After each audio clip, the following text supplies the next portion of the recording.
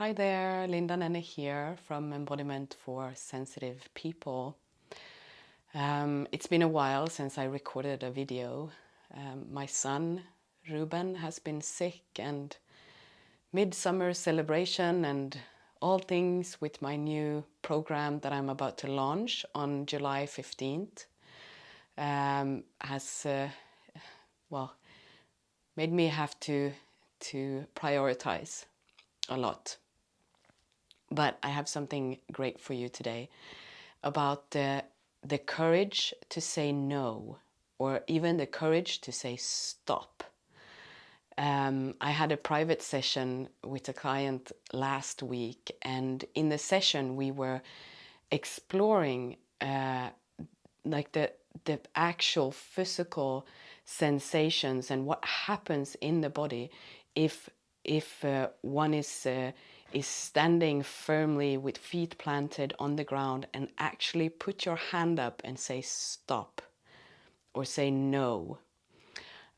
So to really embody the no.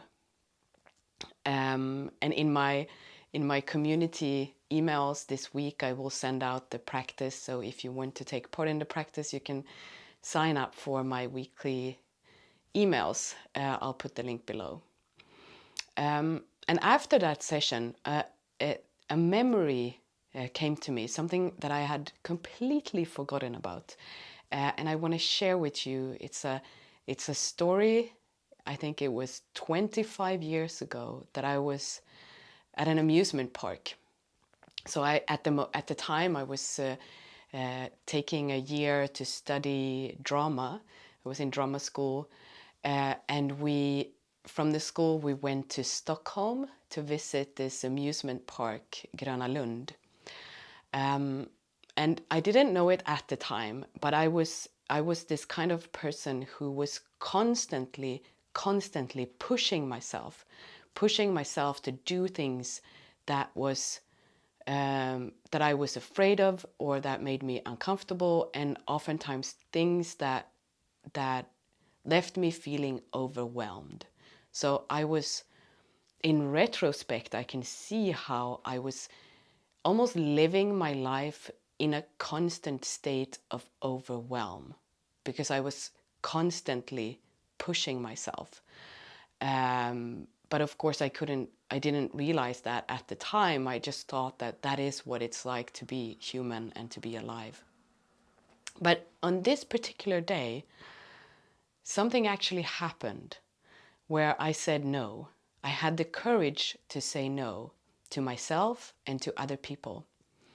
So we were at this amusement park, and of course I wanted to get on all the really scary rides, even though it didn't feel good in my body. I didn't really enjoy it, but it was just, I was like, this is what you do when you go to the amusement park. And it was like high season and a lot of people, and there was like this new thing that everyone wanted to get on, and of course I wanted to do that as well. And it was like, one of those just ridiculous amusement park attractions where you're spinning around in all directions and you're upside down and the whole thing is spinning, and it's just like madness. So we were standing in line, me and some friends, and it was our turn, and I was like, well, I'm going to, really pumping myself up. I'm going to do this. I can do this. Which is ridiculous because I didn't really enjoy it. And so we went and we sat down. You sit down and there's this, I don't know what it's called, like a harness that comes, that you can hold on to. And it comes down, you pull it down, and there's a click. And then there's another, they walk around and they check that it's, and this man came and he checked that, yes, it's secure. And I was sitting there and just like really bracing myself. I'm gonna do this. And then there was this signal that it's about to begin. And something in me was like, no, I don't want to do this. And I started screaming. I was sitting there and I was like, no, no, I don't want to do this. Get me off this thing. I don't want to do this. And luckily someone heard me. The guy that was operating the I don't know what it's called in English, the amusement park attraction. He heard me calling, but no one came to kind of help me out. He just unlocked it from inside the control room, and he said in the speaker, he said, "You're good to go. You can get off. You're good to go." And I was like, okay, and I could feel, okay, it's not locked. So I climbed out of the seat that I was in. But if you've ever been to any of these things, you know it's like a big area, and there's like this one tiny gate somewhere where you can get out. And I couldn't find the exit. So I kept running and trying to find the exit. I was running around this in a circle trying to get out of there, and it was like all of these people standing in line waiting to get on, and all of the people that were sitting there already waiting for this enjoyable, not so enjoyable thing to start. And eventually I think it was a woman who probably felt sorry for me, and she was like, the exit is over there, the exit is over there. And I exited, and then I was just standing there and kind of calming myself down and just feeling this, just something in me that realized, the courageous thing for me now, the courageous thing was not to get on the ride and kind of try to survive through it and then feel nauseous afterwards. The courageous thing was to say, no, I want to get off. I want to get off this. I don't want to do this thing. This is not for me. So it was like, even though I didn't do the hand gesture,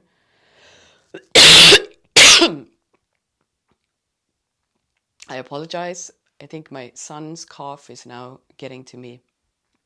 Anyways, even though I didn't do the gesture, it was like my whole body said stop and no.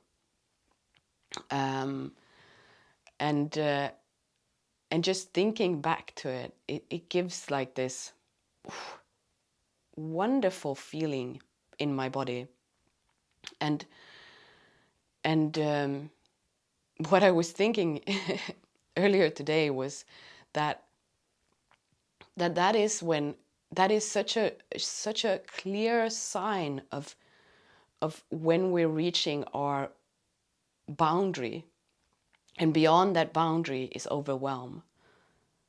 That's sort of no, enough. And because I could also now, when I was thinking back to it, remember that for a long time in my life, it was like I had these moments of, if I just want to say stop, I just want everything to stop. I want the wind to stop. I want all the sounds to stop. Can I just get a pause in life?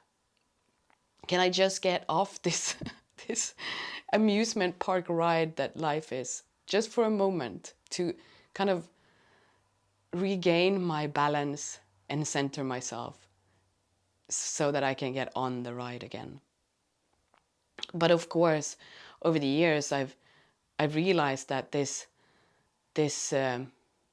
overwhelm comes from or came from me constantly being attuned to what is happening around me, constantly just being like a sponge that was just taking in, and of course that will lead to feelings of overwhelm. So for me, the journey has also been to tell myself, no, stop. You don't have to be attuned to everything that is happening around you constantly. it is a choice. I can choose to be attuned to other things. I can be attuned to what is happening inside of me. I can even tune down the attunement and zone in on just my feet on the ground, or just looking at one leaf or two leaves. I don't have to have this like 360 attunement to everything all the time. And this is something that I will offer and teach also in my my upcoming online program that is a combination of a private coaching, mentoring, and group somatic embodiment journey. And as I said in the beginning of the video, I will release the enrollments to the program opens on July 15th of 2022, in case you're looking at this at a later date. You can sign up for my weekly emails if you want to get notified as soon as the enrollment opens. The program is limited to 10 participants. So if you're keen and you want to join, don't wait too long to sign up. And yeah, I will send out a practice this week also to my email list on stop saying no. Wonderful practice that also opens up to then what is a yes? Okay, that was it.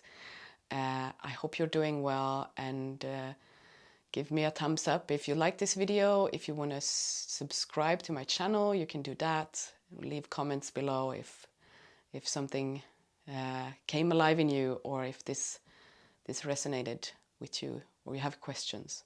Okay, much love.